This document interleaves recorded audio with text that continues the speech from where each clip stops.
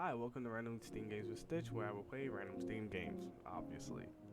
And for the people that know me, you would know I'm absolute dog shit with handling my money. So, most of these Steam games will be coming from the free to play category. In these videos, I will just be doing a brief overview of how the game plays and my thoughts on the game.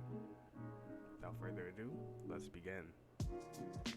Today's random Steam game is Royale. In Royale, you are a tank and your objective is to kill other tanks while not dying. Simple enough. It is literally a tank battle royale game, but 2D. The only way you can kill and protect yourself in this game is to use, well, rockets. But fear not. Though it seems simple enough, there are some things that spice up this rather simple concept. First up is the movement. In this game, the movement is a little bit weird, and at first I was thrown off. Seeing as that you are a tank and all, the amount of mobility you have in the air is astronomical. So, about the movement. You can launch yourself in the air using your own rockets or launch opponents in the air using your rockets. Not only do your rockets do damage, but they will also detach the enemy that you fired at from the ground they are on currently and fling them towards you and or away from you. However, if you find yourself in an unfortunate position of being in the air, you can fling yourself away or towards an enemy using a rocket. Be careful, however, because in this game you also need to make sure you know how many rockets you have to use left.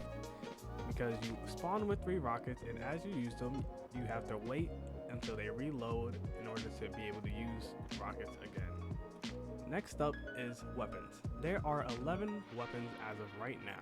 A nuke, which is a stronger version of your rocket, mines, which are mines, rapid fire, which sends out a volley of rockets, shields, which will send back any rocket fired at you, flak, which is like a shotgun, grenade, which is a grenade, drill, which makes it easier to traverse through terrain and also explodes, homing, which, well, you get the point of homing, poison, and jetpack. Another important aspect of the game is, in my opinion, is speed.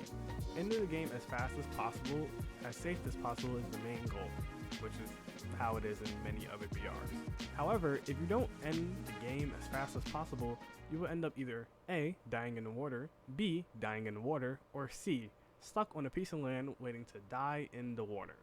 And you may be asking, well, what is the water? The water is this game's version of the zone. The water will rise as the time goes on and force you to go higher and higher up on the land. But as time goes on, the land and the terrain that you roll around on will become destroyed, and no matter what, at certain moments when you have the last couple people in the zone, it is very, very hard to traverse the land because everything has been blown up. Sometimes you are too far away from mainland and you will get stuck out on an island and wait till you die. Moving past that, the game right now has 3 game modes: solo, squad, and red versus blue. When playing the game originally, solo and squads were a blast for me personally. What I originally thought was going to be a 10 to 20 minute session turned out to be an hour. The game is simple and yet fun. Although I didn't play with friends, the squads were fast to fill up at the time, and just genuinely enjoyed playing the game. Coming back later, red versus blue was added, and as you think, it was just squads. Well, teams, just 2 big teams, and then you fight each other. Nevertheless, it was fun. Overall, I give the game a solid 7 out of 10. And I think everybody should try it, at least.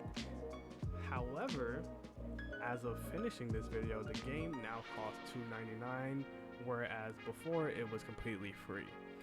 So with that in mind, I really wouldn't recommend going to buy this game even if it's $2.99, simply because it wasn't that much.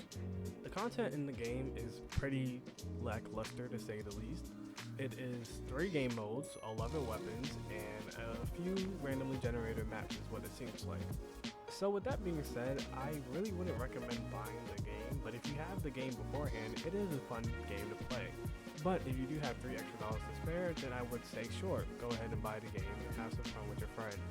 I would also like to note that at the time of finishing this recording, that the servers are a bit lackluster. It does take a lot longer to find a game than it did when it was free.